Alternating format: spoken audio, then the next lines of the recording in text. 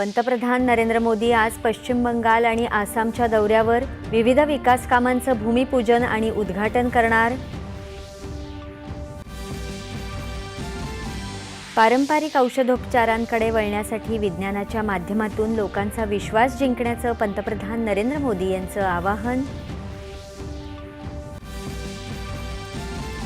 परंपरा, नवोन्मेष आणि विज्ञान एकत्रितपणे प्रगती करू शकतात हे भारतानं दाखवून दिलं आहे।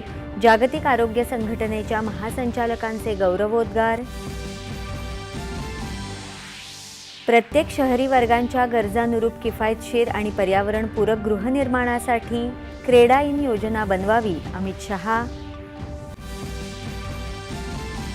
परराष्ट्र व्यवहार मंत्री एस जयशंकर यांच्या उपस्थितीत पुण्यात सिम्बायोसिस आंतरराष्ट्रीय विद्यापीठाचा पदवीदान समारंभ।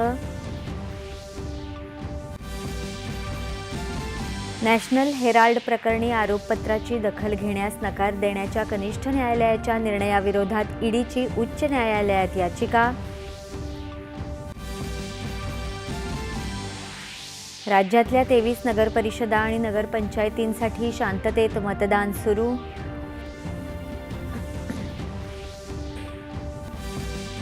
आणि अहमदाबाद इथे सुरू असलेल्या 5व्या आणि अखेरच्या T20 सामन्यात भारताचा दक्षिण आफ्रिकेवर 30 धावांनी विजय, मालिकाही 3-1 जिंकली। नमस्कार।